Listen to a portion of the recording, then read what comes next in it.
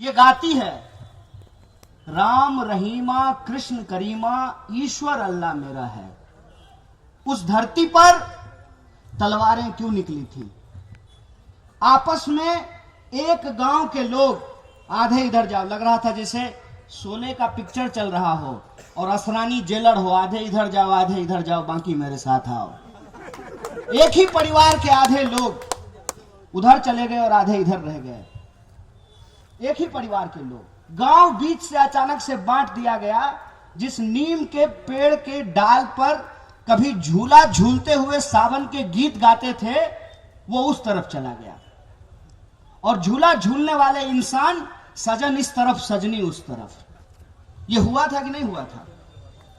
वो विभाजनकारी चीज जिसका दर्द इस देश में अगर कोई सबसे ज्यादा झेला है तो एक बंगाल है, दूसरा पंजाब है। आप पंजाब जाकर के देख लीजिए, भाजपा को कोई पांव भी वहां रखने के लिए नहीं देने के लिए तैयार है। अभी कृषि कानून पेश किया गया, पंजाब के लोगों का इतना दबाव था कि मोदी जी की कृषि मंत्री को ही रिजाइन करना पड़ा। जो लोग अपनों को खोते हैं, जिन्होंने नफरत में जलते हुए घर और गांव देखे हैं, वो जानते हैं कि धर्म की राजनीति के नाम पर, धर्म के नाम पर समाज को बांटने वाले लोग कितने खतरनाक होते हैं। ये इतिहास उनको याद है और वही इतिहास भाजपा बंगाल में आकर के दोहराना चाहती है। कह रही है जय श्री राम। अरे बोलिए ना भाई, कोई जय श्री राम बोले, कोई जय सिया राम बोले, लेकिन ये धरती खुदी राम की थी, है और रहेगी। इस बात को आप याद रख लीजिएगा। इस बात को आप याद रख लीजिएगा कि इस देश की आजादी को बचाने के लिए राम प्रसाद बिस्मिल और अशफाक उल्लाह खान ने एक साथ जान गंवाई थी, एक साथ शहादत दी थी।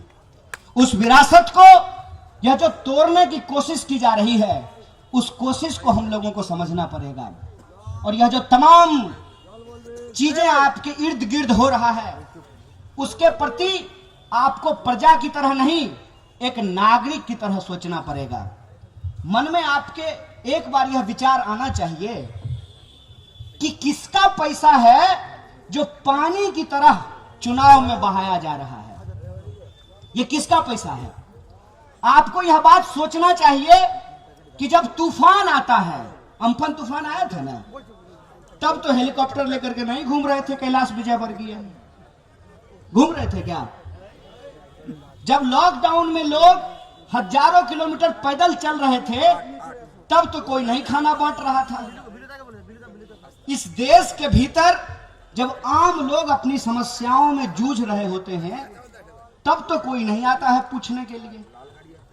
हम ये नहीं कह रहे हैं कि आप किसके पक्ष में खड़ा होना चाहते हैं, लेकिन एक बात आप हमको सोच करके बताइए कि कोई सरकार हो सकती है कि आपकी अपेक्षाओं पे खड़ी ना हुई हो सकता है कि किसी सरकार के प्रति आपके मन में शिकायत हो, लेकिन आप अपनी कमाई से शांति से अपने घर में जो खाना खाते हैं, कोई सरकार ऐसी चुन करके आए जो खाना भी ना दे, काम भी ना दे और आपका सुख चैन छीन ले, ऐसी सरकार को आप इस राज्य में लाना चाहते हैं कि नहीं लाना चाहते हैं, इसका विचार आपको करना पड़ेगा। और जिनको लगता है कि वाम फ्रंट का सरकार देख लिए, दीदी का सरकार देख लिए, एक बार भाजपा को भी देख लेते हैं, नया पार्टी है, फेयर एंड लवली है। पिछला वाला फेयर एंड लवली से मुंह गोड़ा नहीं हुआ था, तो अभी फेयर एंड लवली प्लस खरीद लेते हैं। कैसी बात है ये? मैं बिहार से आता हूं, 2005 से भाजपा सरकार में है। क्या बदल गया है बिहार का, हमको जरा बताइए। कितना एम्स खुल गया है, कितना आईआईटी खुल गया है, कितना जो है बहाली जो होती है नौजवानों की, एसएससी की बहाली कितनी रेगुलर हो गई है, कितने नए उद्योग खुले हैं, कितनी नई सड़कें बन गई है, कुछ नहीं। ये कहते हैं कि हमको मौका दीजिए, हम विकास का गंगा बहाएंगे। हाँ, बहा रहे हैं ना मध्य प्रदेश में विकास का गंगा। पूरे देश में तो आप ही की सरकार है ना, कहां है विकास की गंगा? हम भी विकास को ढूंढ रहे हैं। विकास वैसे गायब है जैसे गधे के सर से सींग गायब होता है। मुझे बता दीजिए, ऐसा कौन सा चीज बीजेपी के आ जाने के बाद होगा जो पहले नहीं हो रहा था? ऐसी कौन सी बात हो जाएगी? यह बात आखिर बोला क्यों जा रहा है? इसके पीछे साजिश क्या है? इस साजिश को आप समझिए।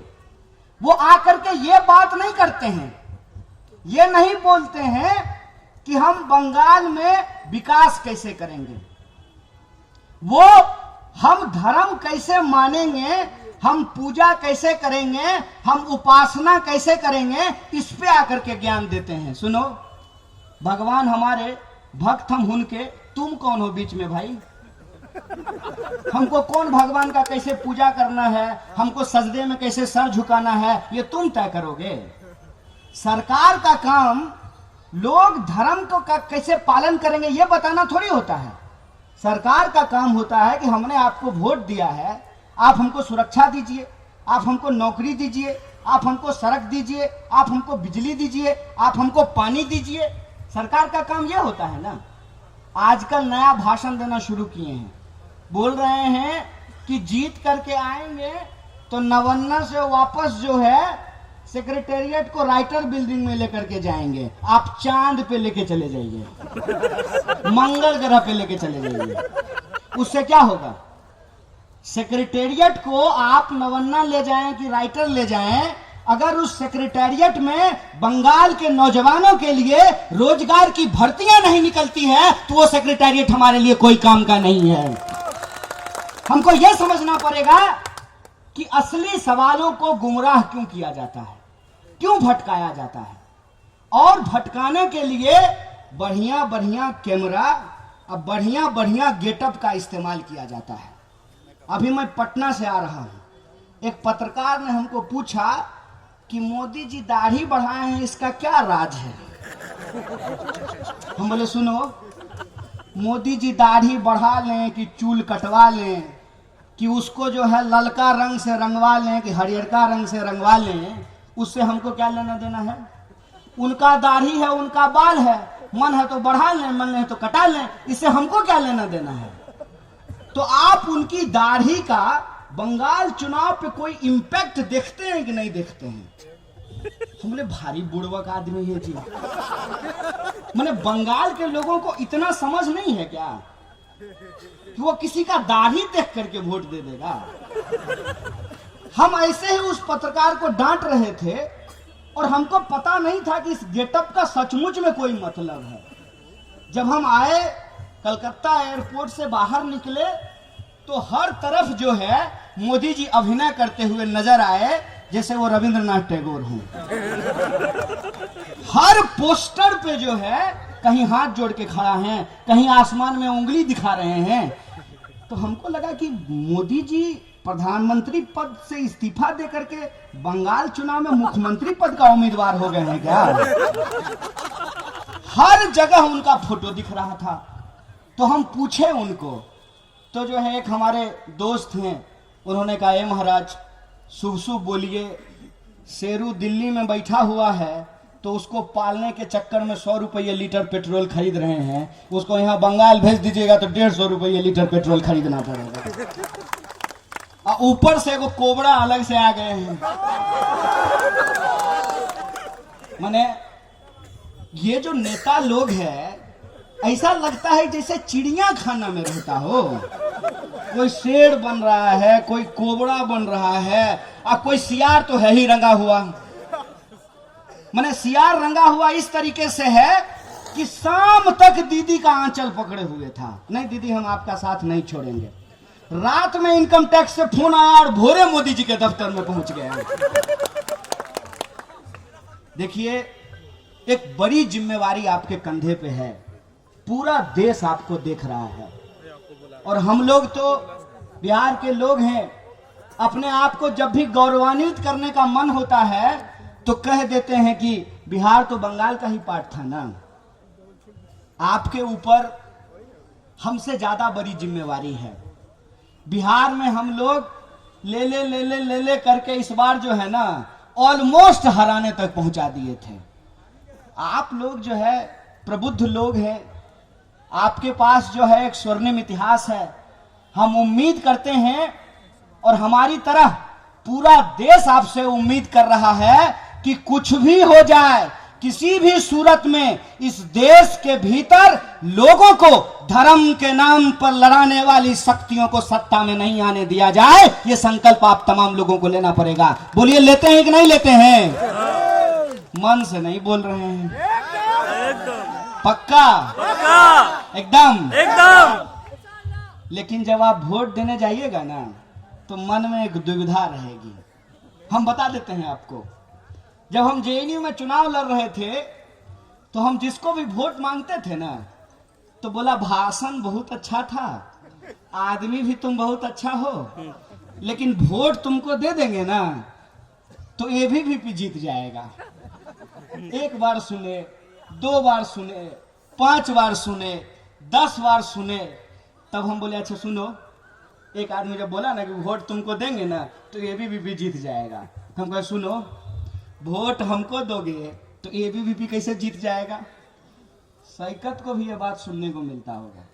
लोग पक्का कहता होगा देखो तुम हो तो नौजवान, जोश भी है तुम्हारे अंदर, और इस बिकने के जमाने में जब सब कुछ बिक रहा हो, रेलवे बिक रहा हो, LIC बिक रहा हो, बैंक बिक रहा हो, डाक खाना बिक रहा हो, जब सब कुछ बिक रहा हो, उस जमाने में ईमान को नहीं बेचने देना ये सबसे बड़ी बात होती है। इसका ईमान ऑन सेल नहीं है।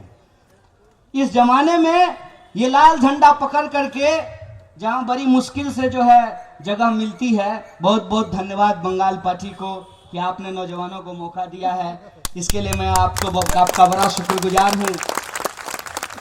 मौका मिला है और ये लड़ रहा है। कई जगह इसको जाकर के लोग यही कहते हैं कि नौजवान हो, ईमानदार हो, बढ़िया बोलते हो, लेकिन वोट देते हुए घबराहट होती है कहीं भाजपा न जीत जाए। ऐसा होता है कि नहीं होता? ये मेरे साथ 2 बार हुआ है। एक बार जब हम जेएनयू के चुनाव लड़ रहे थे, तब लोग यही कहता था कि तुम्हारा भाषण बहुत अच्छा है, लड़ते भी हो, कोई दिक्कत नहीं है, लेकिन एबीवीपी जीत जाएगा। तो हम बोले सुनो, वोट दोगे हमको तो जीत भाजपा कैसे जाएगा भाई? ये बात हमारे दिमाग में डाल दी गई है कि हम नागरिक नहीं हैं। वो टीवी पे मार मुंह में स्नो पाउडर लगा करके शाम को जो आता है ब्रेकिंग न्यूज, लगता है सारा ज्ञान उसी के पास है। हम लोग तो कुछ नहीं है। सारा सरकार बना वही लोग रहा है, गिरा वही लोग रहा है, तो हम लोग क्या हैं? हमारे दिमाग में यह बात बिठा दी गई है कि हम नागरिक नहीं है, प्रजा हैं। वो लोग जो टीवी में तय कर देंगे वही होगा, ऐसा नहीं होता है। हम सबको जब यही कहना शुरू किए कि एक एक को कि वोट दोगे हमको तो जीत एबीवीपी कैसे जाएगा, वोट दीजिएगा जब आप हमको तो जीत बीजेपी कैसे जाएगा, मन में ये दुविधा नहीं रखिएगा। भाजपा को अगर हराना है तो भाजपा को हराने का मतलब सिर्फ और सिर्फ उसको हरा कौन रहा है, जो टीवी आपको बता रहा है, उसको वोट दे देने से भाजपा नहीं हारेगी। यह बात अपने दिमाग में आप डाल लीजिए, क्योंकि भाजपा सिर्फ चुनाव में खड़ा होने वाली एक पार्टी नहीं है, बल्कि इस देश में विभाजन के कगार पर वो स्थिति पैदा करने वाली विचारधारा है। इस बात को आप याद रखिएगा। अगर उस विचारधारा को आप हराना चाहते हैं तो आपको ऐसे व्यक्ति का भी चुनाव करना पड़ेगा जो मर जाए, कट जाए, जेल में बंद हो जाए, सूली पे चढ़ जाए, लेकिन भाजपा के सामने झुकेगा नहीं, भाजपा के सामने बिकेगा नहीं। इस बात को भी आपको अपने दिमाग में रखना पड़ेगा। और मैं, शाम का वक्त है, शैतान का नाम बार बार नहीं लेना चाहता हूं, बस इतना कहना चाहता हूं कि किस पार्टी का लोग कहां जाकर के बिक रहा है, इसके बारे में आपको मालूम है। एक दूगो इधर से भी उधर गए हैं, एक दूगो इधर से भी उधर गए हैं, तो मैंने एक कॉमरेड को पूछा, जो कभी कॉमरेड हुआ करते थे और हमको मार्क्स लेनिन पे ज्ञान दिया करते थे, उसको हमने पूछा कि क्यों जी, ऐसा क्यों किए, तुमने अपनी विचारधारा और अपने ईमान से गद्दारी क्यों की? तो बोला टीएमसी को शिक्षा देना चाहते थे। बांग्ला में शिक्षा देना ही बोलते हैं ना, सबक सिखाने को। बोला टीएमसी को शिक्षा देना चाहते थे। हम बोले बड़ा कमाल बात है, टीएमसी को शिक्षा देने के लिए तुम बीजेपी में चले गए। लेफ्ट में रहते हम दोनों को बढ़िया से शिक्षा दे देते। जो लोग इस लड़ाई को छोड़ करके भागते हैं, वैसे लोगों के समर्थन में मैं आपके बीच बात रखने के लिए नहीं आया हूं। मैं वैसे लोगों के समर्थन में आपके बीच में बात रखने के लिए आया हूं कि हमारी लड़ाई चुनाव तक सीमित नहीं है। हमारी लड़ाई इस देश को अशफाकुल्लाह खान और राम प्रसाद बिस्मिल के सपनों का भारत बनाने का लड़ाई है। इस बात को याद रखिएगा। हमारी लड़ाई राम के नाम पर नाथूराम की जो ये सत्ता स्थापित करते हैं, उनके खिलाफ खुदीराम बोस का देश बनाने का लड़ाई है। इस बात को आप याद रखिएगा। ये धरती, ये मिदनापुर की धरती है, ये ईश्वर चंद्र विद्यासागर और खुदीराम बोस की धरती है। ये वो धरती है जहां संस्कृति आपस में मिलती है, कारोबार आपस में मिलते हैं, पैसे आपस में मिलते हैं। हर बदलाव की लड़ाई, हर विप्लव की शुरुआत मिदनापुर की इस धरती से हुआ है। और हम उम्मीद करते हैं कि आने वाली 27 तारीख को विप्लव का यह आगाज सैकत के रूप में आप लोग जरूर करेंगे। इसी आशा और विश्वास के साथ, इसी अपील के साथ मैं अपनी बात को खत्म करता हूं और यह उम्मीद लेकर के वापस जाऊंगा कि जब 2 तारीख को रिजल्ट आएगी तो यह बात सुन करके हमारा मन गौरव से फल फूल जाना चाहिए कि मिर्जा गालिब ने ठीक कहा है। ये बंगाल की धरती है। ये 100 साल पीछे भी सोचते हैं, ये 100 साल आगे भी सोचते हैं। 100 साल इस देश का भविष्य क्या होगा, ये मुस्तकबिल आपके हाथ में है। ये मुस्तकबिल आपको तय करना होगा। बोलिए, मुस्तकबिल तय करेंगे कि नहीं करेंगे? इस देश को बांटने वाली शक्तियों को हराएंगे कि नहीं हराएंगे? और जब वोट करेंगे तो रोजी रोजगार के लिए करेंगे, अपने आत्मसम्मान के लिए करेंगे, अच्छी सड़क, अच्छी शिक्षा और अच्छे स्वास्थ्य के लिए करेंगे। इसी अपील के साथ मैं अपनी बात को खत्म करता हूं। शुक्रिया। इनकलाब जिंदाबाद, हमारी एकता जिंदाबाद। इनकलाब जिंदाबाद।